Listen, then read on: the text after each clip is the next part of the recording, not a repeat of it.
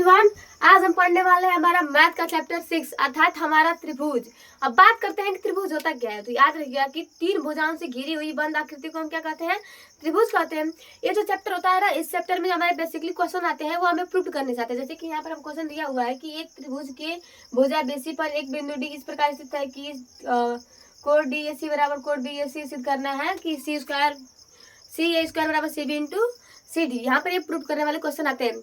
इसके अलावा जो हमारा ये पूरा चैप्टर होता है ना, ये चैप्टर हमारे थ्योरम प्रमेय पर आधारित होता है। जैसे कि मान लीजिए कि आपके घर के जो मेन होते हैं, आपके मम्मी पापा होते हैं ना, मतलब पापा होते हैं, जैसे कि आपका जो पूरा घर, पूरे घर को कंट्रोल आपके पापा करते हैं, वैसे ही यहाँ पर जो ये हमारा त्रिभुज होता है, त्रिभुज का जो पूरा चैप्टर होता है, ये हमारे थ्योरम प्रमेय पर आधारित होता है।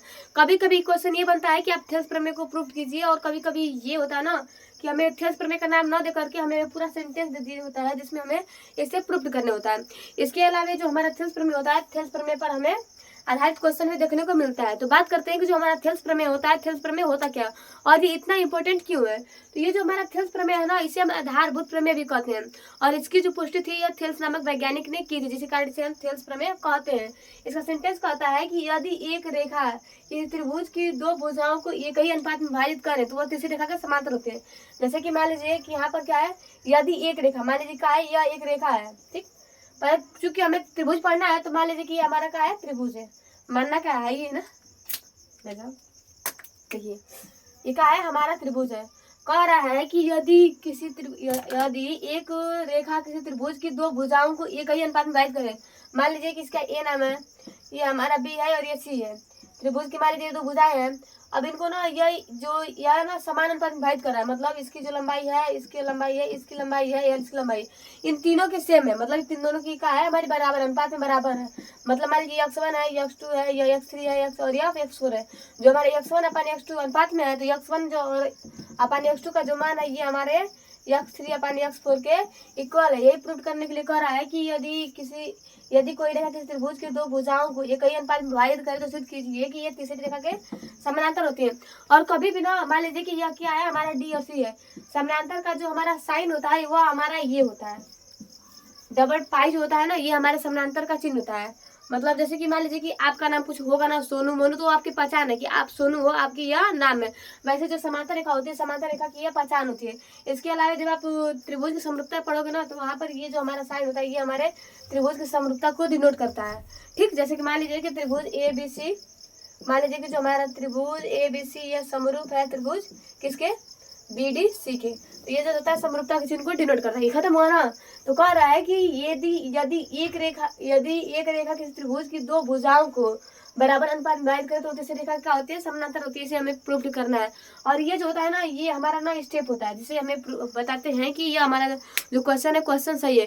क्योंकि जो हमारा मैथ होता है ना, मैथ हमारा स्टेप देखता है। अगर मान लीजिए ना आप किसी मैथ को लगा रहे हो, अगर आपको उसका इजिली ट्रिक मालूम है, अगर आपने पूरे शॉर्ट रूप से, मान लीजिए कि कोई क्वेश्चन है वो आपसे 10 स्टेप ले रहा है, कोई क्वेश्चन है वो आपसे 10 स्टेप ले लिया, अब आपने क्या किया, आपको इजी वे से आ रहा था, आपने उसे 2 ही स्टेप में कंप्लीट कर दिया, तो यहाँ पर आपके नंबर नहीं करते। ये नहीं है कि आपने शॉर्ट में किया तो मतलब नंबर कम मिलेगा, लेकिन अगर आपने आंसर ला दिया है ना उतना, तो यहाँ पर आपको आधे नंबर पूरे मिलते हैं। तो ये एक स्टेप होता है क्वेश्चन को करने का या फिर सॉल्व करने का। इसमें हम पहले क्या करते हैं कि जो हमें ज्ञात होता है उसे हम पहले लिख लेते हैं, उसके बाद हम क्या करते हैं, जो हमें पूछता है उसे हम लिख लेते हैं। पहले तो हमें दिया हुआ क्या है कि त्रिभुज ABC में जो हमारा DE है यह BC के समानांतर है। जो हमारा DE है ये हमारी त्रिभुज की दो भुजाएं हैं। इसके अलावा ये क्या है, D रेखा है, तीसरी रेखा है जो इन्हें दो भुजाओं, मतलब पहली रेखा हमारी क्या है, AB है, और दूसरी की रेखा हमारी AC है। जो तीसरी रेखा है ये हमारी BC है। यह एक अन्य रेखा है, ठीक, यह एक अन्य रेखा है जो AB और BC को दो बराबर भागों में हमें यहाँ पर अनुपातों में विभाजित कर रही है। यहाँ पर दो अनुपातों में क्या कर रही है, विभाजित कर रही है। हमें प्रूफ करना है कि यह जो रेखा है ना, इस रेखा का क्या है, हमारे समानांतर है। इसके लिए हम पहले क्या करते हैं कि पहले तो हम लिख लेते हैं कि त्रिभुज ABC में क्या है, हमारा DE जो है ये BC के समानांतर खींची गई हमारी क्या है, रेखा है। और वह AB तथा यहाँ पर AB और AC को कहाँ कट करती है, तो ये हमारे AB और AC को D और E पर कट करती है। जैसे कि यहाँ पर कंफ्यूजन कर रहा है ना, देखिए क्या कीजिएगा, पहले तो मान लीजिए कि ये हमारा क्या है, त्रिभुज है, ठीक। पहले मान लीजिए कि ये हमारा क्या है, एक त्रिभुज है। त्रिभुज की हमें एक रचना कर दीजिए। मान लीजिए कि हमारा ए है, इसकी बी है और इसका सी है। अब इसके समानांतर मान लीजिए कि एक रेखा ये एक, पहला तो यह त्रिभुज की एक रेखा, दूसरी रेखा है, तीसरी रेखा, 3 रेखा इसकी कंप्लीट हुई, 3 भुजा कंप्लीट हुआ। यहाँ पर यह एक क्या है, एक अन्य भुजा है। मान लीजिए कि यहाँ पर यह एक का है DE, अन्य एक भुजा है। दिया है कि जब काटती है तो यह तीसरी रेखा समानांतर होती है, मतलब यहाँ यह इसके क्या होती है, समानांतर होती है। आप कह सकते हो कि जो DE समानांतर है ना, ये कितनी किसकी है, हमारे AB के। खत्म हुआ ना। क्या करना है कि जो हमारा DE समानांतर है ये हमारा AB के समानांतर। अब देखिए ये खत्म हो गया। अब देखिए आपको पॉइंट पता है कि जो AC है ना, AC पर ये जो रेखा होती है, AC को बिंदु DE पे प्रतिच्छेदित करती है, D पे प्रतिच्छेदित करती है। और जो हमारा BC है, BC को हमारे बिंदु E पर AC क्या करती है, ये प्रतिच्छेदित करती है। तो हमें तो इतना नोट पता है कि यह एक तीसरी रेखा है जो AB और BC को DE और E पर काट रही है। इसके अलावा यह AB के समानांतर है और जो हमारा AB और BC है उसको D और E पर क्रमशः काट रही है। बात खत्म हुआ। अब हमें प्रूफ क्या करना है कि यह ना इसे बराबर अनुपात में विभाजित करती है।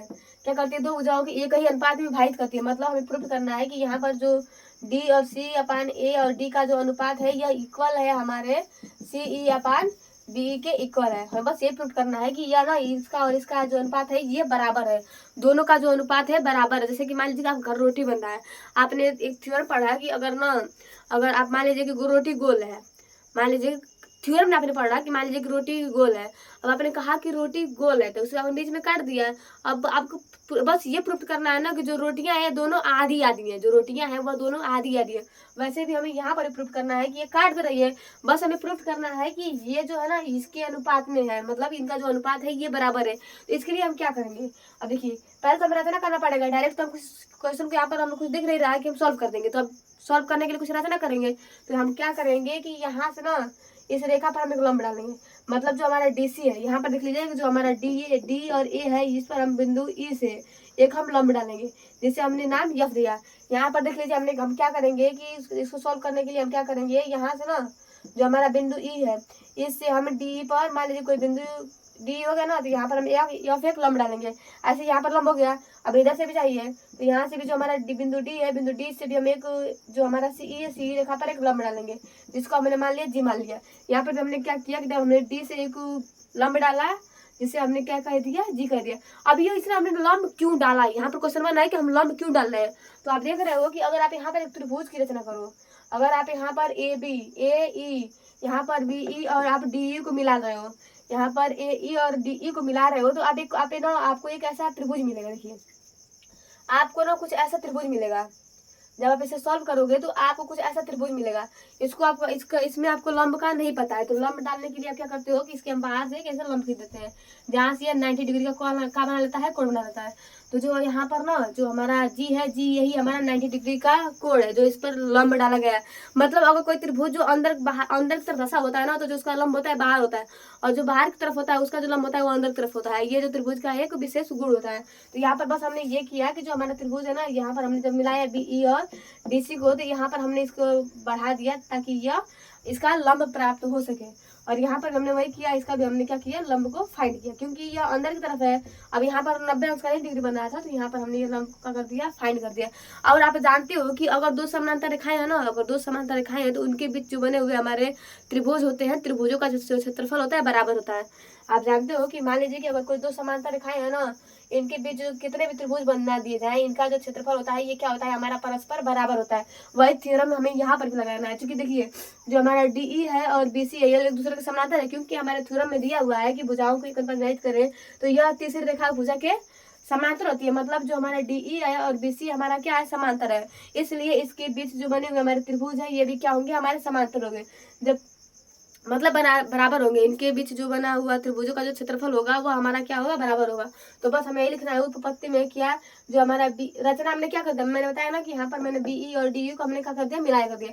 इसके अलावा हमने AD पर हमने लंब क्या खींचा था, हमने G खींचा था, और AE पर लंब हमने AE पे G खींचा था, और AD पे हमने F लंब खींच दिया था। सिर्फ क्या करना है कि जो इनका अनुपात है ये बराबर AD बाई BD जो है ये इक्वल है AE अपान AC के। खत्म हुआ। अब हमें देखिए उपपत्ति में हम क्या करते हैं कि मान लीजिए कि जो हमारा त्रिभुज है ना, यहाँ पर त्रिभुज BDE और जो हमारा त्रिभुज EAC है, यहाँ पर जो हमारा त्रिभुज BED व त्रिभुज CED एक ही आधार व एक ही समानांतर रेखाओं के बीच DE व BC के बीच बने हैं।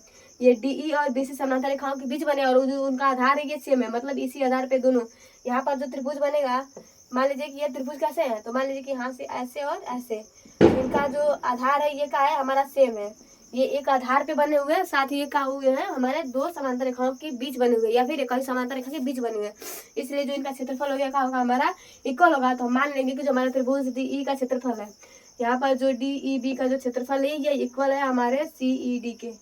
खत्म हुआ, यहाँ तक समझ में आया ना, कहाँ से समांतर है, जब समांतर है तो उसके बीच जो बना हुआ क्षेत्रफल होगा वो हमारा बराबर होगा। बात खत्म हुआ। अब देखिए हमें प्रूफ क्या करना है कि जो हमारा AD है ना ये BD के, AD और BD का जो अनुपात है ये हमारे AE और C के अनुपात के बराबर है। तो हम पहले क्या करेंगे, हम BD का क्षेत्रफल लेंगे और जो हमारा ADE, जो हमारा ADE ना ये हमारे दोनों में कॉमन है। एक बार हम जो AD का मान है हम ऐसे लेंगे और जो हमारे एक बार जो हमारा ADE का मान होगा एक ऐसे लेंगे।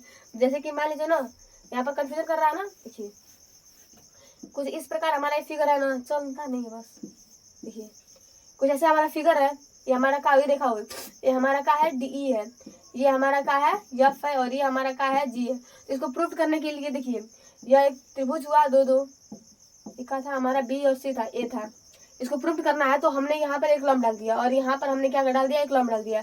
तो जब इसका और इसका अनुपात निकालोगे ना आप, चूंकि आप देख रहे हो कि जो हमारा A और D है AEC, मतलब जो हमारा AD और AE दोनों में कॉमन है, इसके अलावा बस ये मान बदला हुआ है। तो इसको प्रूफ करने के लिए हम जो हमारा त्रिभुज AD होगा ये दोनों में कॉमन लेंगे। तो हम क्या कहेंगे कि त्रिभुज ADE का क्षेत्रफल, मतलब यहाँ पर जो त्रिभुज ADE का जो क्षेत्रफल है और जो त्रिभुज BDE का क्षेत्रफल है, यहाँ पर त्रिभुज BDE का क्षेत्रफल है, इसको हम निकाल देंगे, इन दोनों का अनुपात निकाल, तभी तो हमें अनुपात में भुजा प्राप्त होगी। क्योंकि यहाँ पर अनुपात है तो हमें भाग से ही जो भुजाएं होंगी वो हमें अनुपात में प्राप्त होंगी। तो हम रख लेंगे त्रिभुज का क्षेत्रफल क्या होता है, तो हमारा हाफ होता है लंबाई गुणे ऊंचाई होता है, चाहे आधार गुणे ऊंचाई होता है। देखिए यहाँ पर हाफ हो जाएगा जो हमारा लंबाई AD, मतलब ये जो हमारा क्या हो जाएगा आधार होगा, AD इसका क्या हो जाएगा आधार होगा, लंब क्या हो जाएगा हमारा EF हो जाएगा, यहाँ पर हमारा क्या हो जाएगा इसका आधार गुणे ऊंचाई। ये भी देखिए यहाँ पर 180 डिग्री का कोण बन रहा है, तो ये क्या हो रहा है मतलब ना ये 180 डिग्री से कोण का बन रहा है, तो इसका जो हमारा लंब है ये अंदर की तरफ है, और यहाँ पर जो 90 न्यून कोण था इसलिए जो इसका लंब था ये हमारा बाहर था, और वह एक अधिक कोण त्रिभुज है। जब अधिक कोण त्रिभुज है तो उसका लंब अंदर होगा, और यहाँ पर जब न्यून कोण त्रिभुज है ना तो इसका जो लंब होगा ये हमारे त्रिभुज के बाहर होगा। तो हमने क्या किया, हमने रख दिया जो हमारा AD का क्षेत्रफल निकालना था, त्रिभुज ADE का क्षेत्रफल था आधार गुणे ऊंचाई, आधार हमारा क्या है AD है, और जो इसकी ऊंचाई है हमारा E और F है।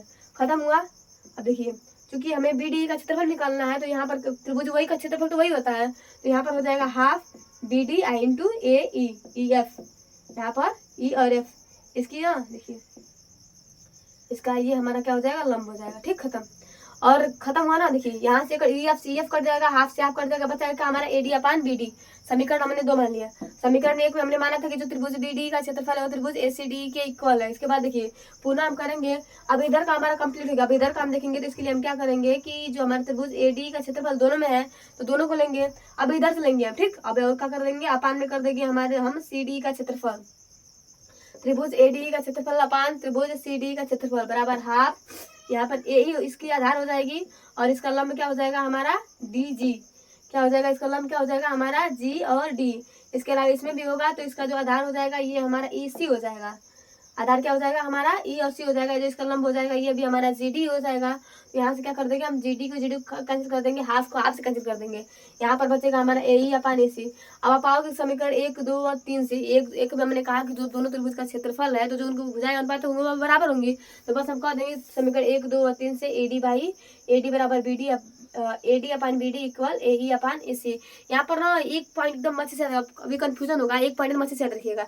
यहाँ पर ना चूंकि हमें बस AD अपान BD ही लाना है, AD अपान BD ही लाना है, और यहाँ पर हमें AE अपान AC लाना है और सबको कट करना है। तो इसलिए हम क्या करते हैं, तो यहाँ पर याद रखिएगा कि जब इसमें हम EF ले रहे हैं तो EF को हमें कटाना है, तो बस EF से EF हम क्या करते हैं, हमको बस कटाना है। तो हम दोनों त्रिभुज में EF लेते हैं किसी भी, और इसमें हमें GD को कटाना है तो हम दोनों त्रिभुजों में GD को कॉमन लेते हैं तभी तो कटेगा, बिना कॉमन के तो कटने वाला नहीं है। तो यहाँ पर ये पॉइंट याद रखिएगा। ठीक, खत्म हुआ।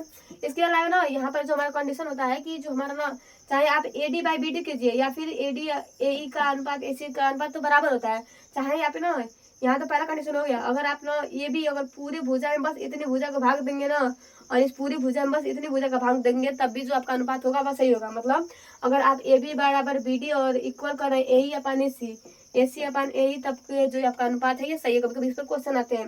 इसके अलावा दूसरा कंडीशन आप इसका पलट दीजिए, अगर BD अनुपात AB है और यहाँ पर इसी अनुपात AC है, तभी आपका जो समीकरण होगा वह क्या हो जाएगा, सही हो जाएगा।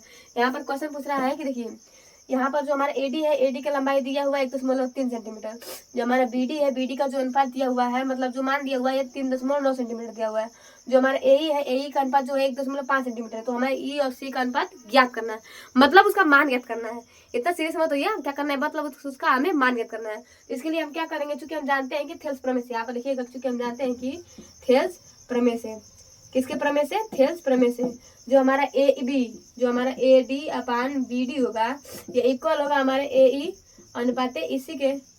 थेल्स में हमने पढ़ा ना कि जो हमारा AD अपान BD होता है ये AE अपान इसी के इक्वल होता है। तो बस रख दीजिए, AD का मान हमें दिया हुआ है 1.3 सेंटीमीटर दिया हुआ है।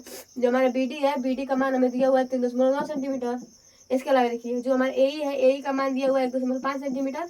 मान लीजिए कि जो हमारे AC का मान है ये x है, तो यहाँ पर x मान लीजिए, यहाँ पर हो जाएगा 1.3x equal 1.5 into 3.9, then x equal 1.5 equal to 3.9 upon 1.3 काटेंगे तो यहाँ पर कितना हो जाएगा 3, देन x बराबर 1.5 इंटू 3, देन x बराबर कितना हो जाएगा 4.5। खत्म। तो यहाँ पर जो हमारा यक्स होगा, यक्स मतलब इस भुजा की लंबाई जो कितनी हो जाएगी, इस अनुपात का लंबाई हो जाएगा हमारा 4.5 सेंटीमीटर। खत्म हुआ ना। इसमें और कोई क्वेश्चन है, देखिए यहाँ पर भी क्वेश्चन दे रहा है कि आपको ना, देखिए यहाँ पर आपको एक त्रिभुज दिया हुआ है, कह रहा है कि अगर यहाँ पर अगर यहाँ पर जो हमारा DT का मान है 2.8 है, जो हमारा TR का मान है ना इसको फाइंड करना है का, हाँ। और यहाँ पर जो हमारा ST का मान है का, QS का मान है 3 सेंटीमीटर है और RS का मान 1.5 सेंटीमीटर है। तो आपको जो हमारा TR का मान क्या करना है, मान को हमें फाइंड करना है। तो यहाँ पर भी वही सूत्र लगेगा, कहिएगा कि थेल्स के प्रमेय से, क्या कहिएगा कि थेल्स के प्रमेय पे। इसमें हर जगह ना आपको थेल्स प्रमेय लगाना पड़ेगा, हर जगह आप किसी भी क्वेश्चन को सॉल्व करोगे तो वहाँ पर हर जगह आपको थेल्स प्रमेय लगाना पड़ेगा, ठीक। तो कह लीजिए कि थेल्स प्रमेय से जो हमारा देखिए RS, यहाँ पे क्या हो जाएगा RS अपान SQ इक्वल हमारा क्या हो जाएगा RT अपान क्या हो जाएगा हमारा PT। खत्म हुआ। अनुपात थेल्स प्रमेय से यहाँ पर लिख लीजिएगा कि थेल्स प्रमेय से RS का मान हमें कितना दिया हुआ है 1.5। यहाँ पर जो हमारा RS है, RS का मान कितना दिया हुआ है 1.5 दिया हुआ है। जो हमारा यहाँ पर जो SQ है इसका मान कितना दिया हुआ है हमें 3 सेंटीमीटर दिया हुआ है। इक्वल में कर लीजिएगा, जो हमें मान लीजिए कि जो हमारा TR का मान 5 नहीं है तो माना कि यह क्या है हमारा यक्स है। इसके अलावा जो हमारा T और P का मान है ये कितना है हमारा 2.8 है। बात खत्म हुआ। हमें यक्स का मान फाइंड करना है, तो यहाँ पर कर लीजिए कि 3x equal 2.8 into 1.5, then x equal 2.8 into 1.5 upon 3 कटेगा 3 5 15, यहाँ से कटेगा 3 5 15, डेसिमल 5 इक्वल 5 बार 40 को 0 हाथ में लगा 4, 5 दूना के 10 4 14, यहाँ पे 2 अंक पर 0 आ जाएगा, 2 अंक पर 10 बोला जाएगा, मतलब जो हमारा यक्स का मान होगा ये हमारा कितना हो जाएगा 1.4 सेंटीमीटर हो जाएगा। बात खत्म हुआ। ये हमारा थेल्स प्रमेय होता है जिस पर हम क्वेश्चन को सॉल्व करते हैं। देखिए और यहाँ पर कोई क्वेश्चन इजी लग रहा है, पहले जो कर लीजिए उसके बाद कठिन को आप लास्ट में देख लीजिएगा, ठीक। देखिए अब हमारा क्या हुआ, थेल्स प्रमेय हमें सिद्ध करना है, ठीक है। देखिए अब इसको सॉल्व कर लीजिए, तो इजी है। आप देख रहे हो कि ये समांतर रेखाएं और समांतर रेखाओं के बीच जो दो त्रिभुज बने हैं और हमें इसे यहाँ पर कोण का मान फाइंड करना है। देखिए आप क्या कीजिएगा कि देखिए आप जानते हो कि जो हमारा सरल रेखा होता है ना, हमारी सरल रेखा पे कुल कितनी डिग्री, और यहाँ पर याद रखिएगा जो हमारा एक सरल रेखा होता है ना, हमारे एक सरल रेखा पर 180 डिग्री कोण बनता है, और जो हमारा एक बिंदु होता है, एक बिंदु पर हमारे 360 डिग्री का कोण बनता है। क्योंकि हम जानते हैं कि जो हमारी एक सरल रेखा होती है उस सरल रेखा पर 180 डिग्री कोण बना होता है।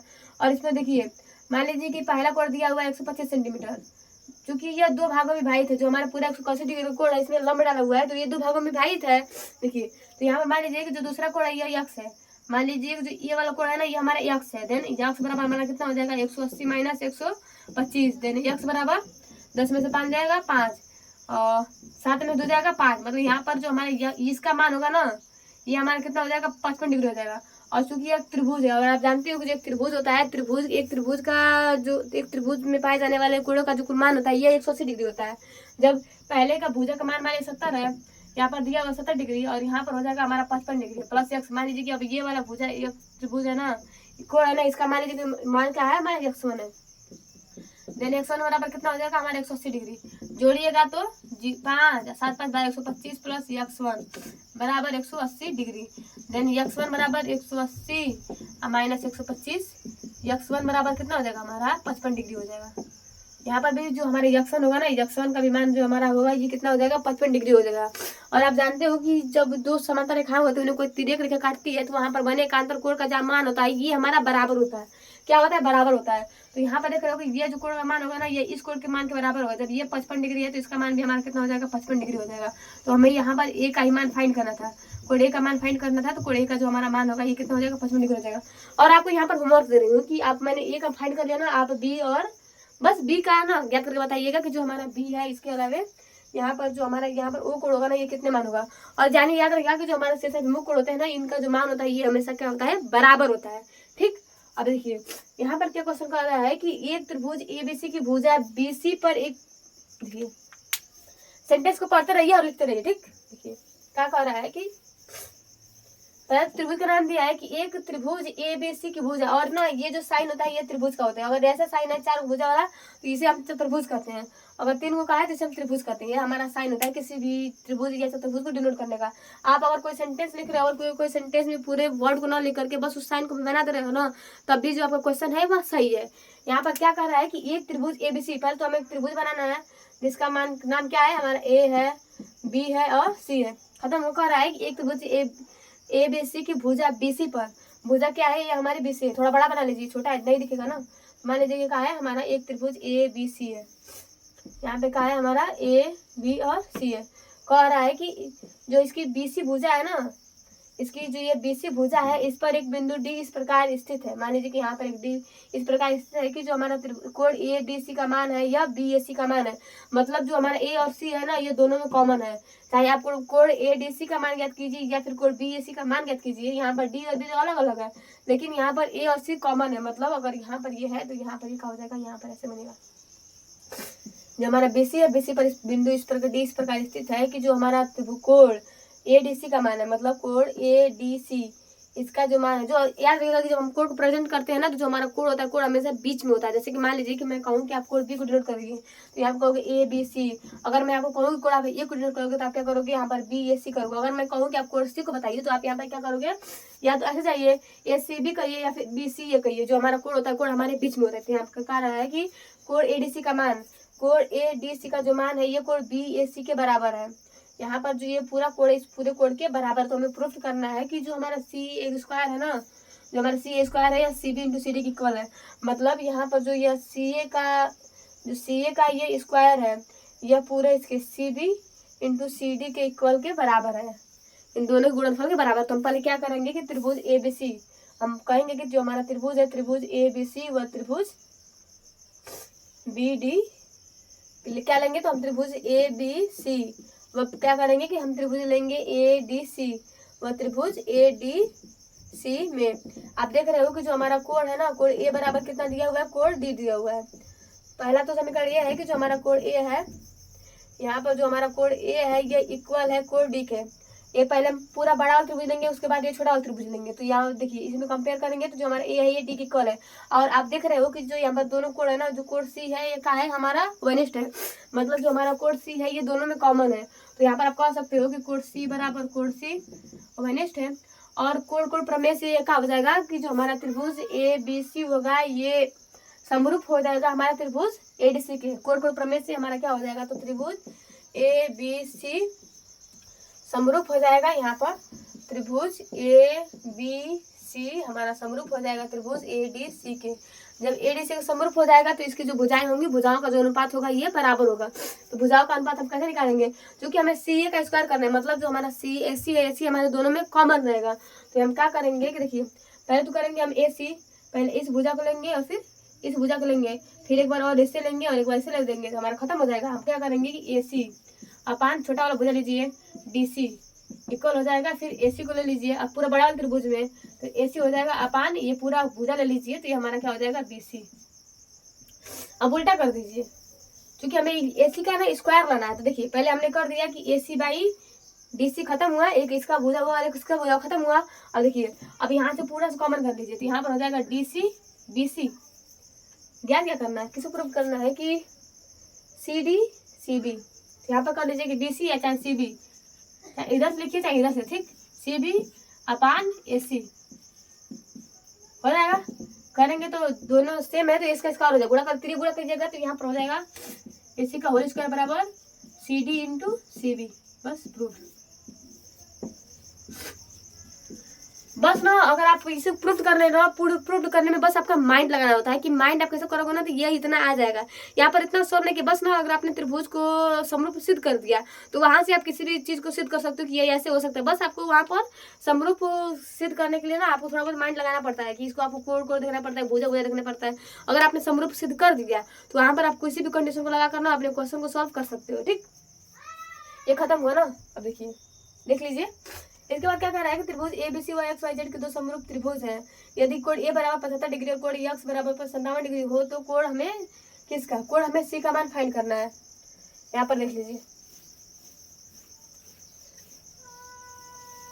क्वेश्चन है वो क्या बोल रहा है कि त्रिभुज ABC व त्रिभुज XYZ। यहाँ पर मान लीजिए कि हमारा त्रिभुज क्या है, ABC है, ABC त्रिभुज ABC व त्रिभुज XYZ में, त्रिभुज XYZ में ये दोनों एक दूसरे के क्या है, हमारे समरूप है। त्रिभुज ABC व त्रिभुज XYZ ये दोनों एक दूसरे के क्या है, हमारे समरूप है। कह रहा है कि यदि कोण A बराबर 75 डिग्री होगा, मान लीजिए कोण A का मान कितना 75 डिग्री होगा तो जो हमारे x होगा, x का भी मान हमारा कितना हो जाएगा, 75 डिग्री हो जाएगा। जब A का मान 75 है तो हमारे x का मान भी 75 होगा, क्योंकि जो हमारा कोण A है यहाँ पर A जो होगा x के बराबर होगा, जो B होगा ये y के बराबर होगा, जो हमारा C होगा ये z के बराबर होगा। इसके बाद क्या कर रहा है कि जो हमारा y है ना ये 57 डिग्री है।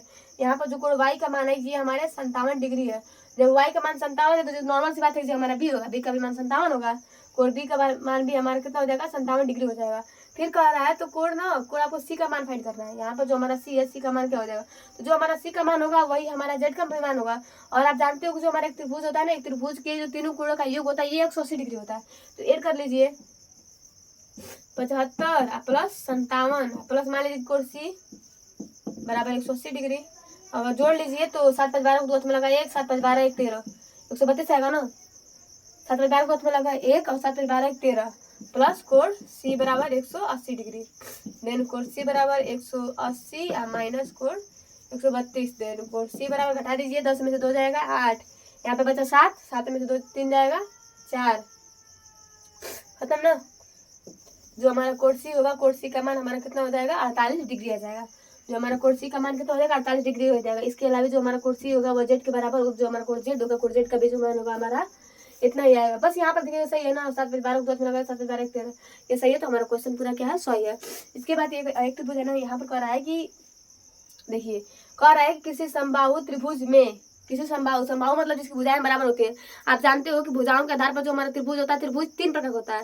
पहला समबाहु होता है, दूसरा का समद्विबाहु होता है, तीसरा का होता है हमारा विषमबाहु। समबाहु में जो हमारा त्रिभुज है, त्रिभुज की जो तीनों भुजाओं का मान होता है ये बराबर होता है। यहाँ जो तीनों भुजाएं होंगी, तीनों भुजाएं आपस में बराबर होंगी। जो समद्विबाहु का मान होता है इसमें जो हमारे 2 भुजाएं बराबर होती है, लेकिन जो हमारे तीसरे भुजा का होती है बराबर नहीं होती है। और विषमबाहु त्रिभुज में हमारी जो तीनों भुजाएं होती है वह भिन्न भिन्न हो रही होती है। तो यहाँ पर क्या कर रहा है कि किसी समबाहु त्रिभुज में, समबाहु मतलब इसकी जो तीनों भुजाएं हैं बराबर है। ठीक, यदि AD लंब B हो, यहाँ पर मान लीजिए कि ABC, AD लंब B हो, AD लंब B हो, AD यहाँ पर ऐसे कर लीजिए ABC, ठीक। तो AD कर लो, इसे ना मतलब सॉल्व मत कीजिए, इसको बस रट लीजिए कि अगर यहाँ पर आपको क्वेश्चन दिया ना हो कि किसी समबाहु त्रिभुज में यदि AD लंब BD हो तो अगर इस यहाँ पर आपसे पूछ के बताइए कि आप AD का स्क्वायर क्या होगा, तो याद रहेगा कि जो हमारा AD का स्क्वायर होता है ना ये CD स्क्वायर के इक्वल होता है, 3CD स्क्वायर के इक्वल होता है। इसे आप नोट पॉइंट में लिख करके इसे रट लीजिएगा। ठीक, इसे प्रूफ करोगे तो बहुत टाइम लगेगा, अब समय नहीं है क्वेश्चनों को प्रूफ किया जाए। ठीक, तो इसे याद रहेगा कि अगर आप क्वेश्चन दिया हो तो इसका आंसर जो होगा हमारा 3CD स्क्वायर हो जाएगा। कई बार ना हमारे ऑब्जेक्टिव में पूछा हुआ है। ठीक, इसे याद रखिएगा। इसके बाद हमारा नेक्स्ट क्वेश्चन क्या कर रहा है कि इसके बाद हमारा नेक्स्ट क्वेश्चन कह रहा है ना कि किसी समबाहु त्रिभुज में, यहाँ पर भी हमें समबाहु त्रिभुज ही ज्ञात करना है। किसी एक समबाहु त्रिभुज में ABC की भुजा 2A है। मान लीजिए कि यह एक का है हमारा समबाहु त्रिभुज है, इसमें जो हमारी सभी भुजाएं हैं, सभी भुजाओं का मान कितना है, हमारा 2 है। माप दिया हुआ है कि सभी भुजाओं का जो मान 2 है, तो प्रत्येक का शीर्ष लंब ज्ञात करना है। मतलब अगर यहाँ पर डाल दिया जाए लंब ना, तो इसकी लंबाई ज्ञात करना है, चाहे यहाँ डालिए चाहे यहाँ डालिए, इस प्रत्येक शीर्ष लंब की हमें लंबाई ज्ञात करना है। तो इसके लिए हम क्या करेंगे, देखिए मान लीजिए कि यह एक का है हमारा ABC है, सबके माप दिया हुआ है 2-2 सेंटीमीटर। अगर मान लीजिए कि अगर यहाँ पर ना, अगर यहाँ पर 2A है तो इसको आप A मान सकते हो और इसको मान, चुके बराबर में विभाजित कर रहा है तो यहाँ पर A हो जाएगा और यहाँ पर B हो जाएगा। अब क्या कीजिएगा कि जो हमारा पाइथागोरस प्रमेय होता है, क्योंकि यह एक समकोण त्रिभुज है, ये क्या बन जाएगा, हमारा समकोण त्रिभुज बन जाएगा, तो पाइथागोरस प्रमेय से लगा लीजिएगा। पाइथागोरस में क्या होता है, कर्ण का स्क्वायर बराबर लंब का स्क्वायर प्लस आधार का स्क्वायर। हमें यहाँ पर लंब को ज्ञात करना है, तो जो हमारा लंब का स्क्वायर होगा ये किसके हो जाएगा, तो कर्ण के स्क्वायर माइनस आधार के स्क्वायर के इक्वल होगा। तो मान लीजिए कि यह x है, देन x का स्क्वायर कर्ण बराबर कितना हो जाएगा, 2a का होल स्क्वायर माइनस a का होल स्क्वायर, देन x का होल स्क्वायर बराबर 4a का होल स्क्वायर माइनस a का होल स्क्वायर, देन 3a का होल स्क्वायर, 4 में से 1 जाएगा तो हमारे कितना बचेगा 3, देन x बराबर √3a स्क्वायर, a स्क्वायर है तो यहाँ से a बाहर निकल जाएगा तो यहाँ पर हो जाएगा a√3। ये कब कब क्वेश्चन बनता है, सिस्लम की लंबाई ज्ञात करने का यह सूत्र होता है कि जो हमारा ना, जो x का मान होता है, जो हमारा सिस्लम होता है, सिस्लम की लंबाई ज्ञात करने का जो सूत्र होता है ये हमारा a√3 होता है। ऐसे हम माइंड को फाइंड करते हैं, तो जो हमारे प्रत्येक सिस्लम की लंबाई होगी ये a√3 है, क्योंकि सब बराबर होंगे। ठीक, ये खत्म हुआ। इसके बाद यहाँ पर आपको प्रूफ करना है कि जो हमारा यहाँ पर am है ना, ये am और bm का जो अनुपात है ये en और dn के अनुपात के बराबर है। देखिए आपको क्वेश्चन क्या दिया हुआ है कि यहाँ पर आपको 2 त्रिभुज दिया हुआ है। पहला त्रिभुज हमारा क्या है, तो यहाँ पर AMB और C है, यहाँ पर AMB और C है। दूसरा त्रिभुज क्या है कि AND और C है। यहाँ पर देखिए जो हमारा BC है ना, BC का जो समांतर रेखा है ये हमारे BC के समांतर, देखिए यह त्रिभुज की 2 भुजाएं हैं, 2 भुजाओं की त्रिभुजा ALM काट रही है और ये BC का अनुपात BC के समांतर है। यहाँ पर भी, यहाँ पर जो हमारा त्रिभुज ACD है, ACD में जो हमारा AC और जो हमारा AD है, AD का जो AD को जो हमारा LN रेखा है ये क्या काट रही है, काट रही है N और L पर। और इसके अलावा ये कितने CD के बराबर है, तो हम पाइथागोरस के प्रमेय से लगाएंगे।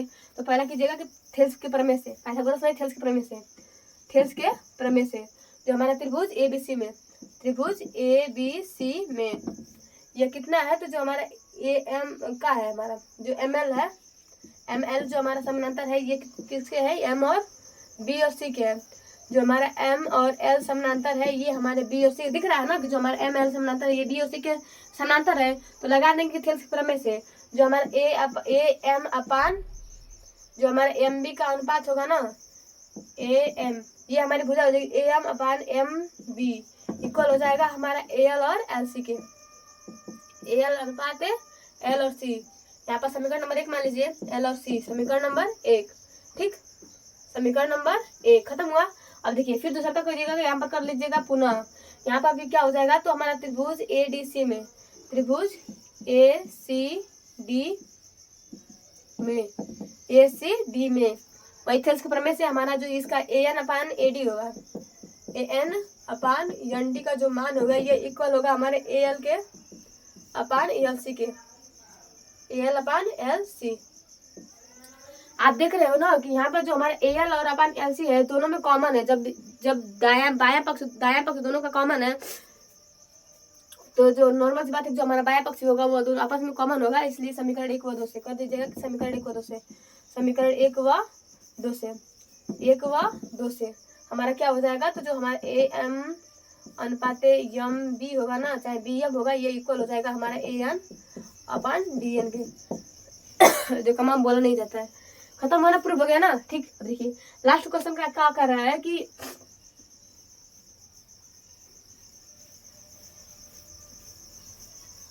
देखिए लास्ट क्वेश्चन क्या कर रहा है कि देखिए OA इंटू OB, OA मतलब यहाँ पर OA इंटू OB का मान है ये हमारा इक्वल है OC इंटू OD के मान है के बराबर। तो हमें फाइंड करना है, हमें सिद्ध करना है कि जो हमारा कोड A है ना, जो हमारा कोड A है, यहाँ पर जो हमारा कोड A का मान है ये कोड C के इक्वल है, और जो हमारा कोड B है कोड B का मान हमारे कोड D के इक्वल है।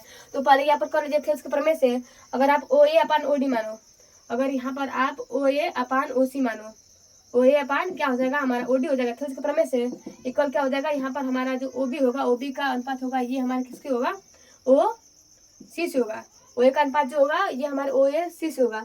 आप जानते हो कि जो हमारी रेखाएं बराबर होती है ना, तो रेखाओं के बराबर अगर रेखाएं समान होती है, अगर रेखाओं को अगर समान अनुपात में विभाजित किया जाए तो उनके बीच सामने वाले जो कोण बने होते हैं ना वो बराबर होते हैं। तो जो हमारे BO के सामने भुजा A है तो इसका जो कोण A का मान होगा ना ये इक्वल हो जाएगा जो हमारा OD है ना, OD के सामने की जो हमारा था ए ओ बी और ओ सी, ओ बी और ओ सी। यहाँ पर कर लीजिए ओ सी और यहाँ पर कर लीजिए ओ डी। बात खत्म हुआ ना। बस देखिए ये हमारा जो बी है, बी के जो सामने भुजा होगी कोण ए होगा, ये बराबर हो जाएगा जो हमारा ओडी है, ओडी के सामने कोण सी। प्रूव हो गया, समीकरण नंबर 1 प्रूव। ऐसे ही यहाँ पर जो हमारा एओ का, देखिए एओ के सामने की भुजा हमारी क्या हो जाएगी, कोण बी इक्वल हो जाएगा हमारा जो हमारा यहाँ पर क्या प्रूव करना है, ओ सी। यहाँ पर हमारा ओ सी हो जाएगा, ओ सी के जो सामने सम्मुख भुजा हो जाएगा ये हमारा डी, कोण डी प्रूव। खत्म। कोण ए जो होगा कोण सी के इक्वल होगा, ये हमारा होता है थेल्स प्रमेय। थेल्स प्रमेय अगर आपको याद है ना तो आपका जो त्रिभुज होगा, त्रिभुज के सभी क्वेश्चन बहुत इजीली बनेंगे। बस आपको थेल्स प्रमेय याद होना चाहिए। और यहाँ पर याद होना चाहिए कि जो हमारा भुजाओं का अनुपात होता है ना, वही जो मतलब उसकी जो भुजाएं होती है एक ही अनुपात में विभाजित होती है। मतलब एडी जो होता है बीडी यहाँ पर जो होता है ये ए अपन इसी के इक्वल है। यहाँ पर अगर आपको याद है तो आप किसी भी क्वेश्चन को एकदम अखियां मूंद के कर सकते हो, एकदम आराम से कर सकते हो।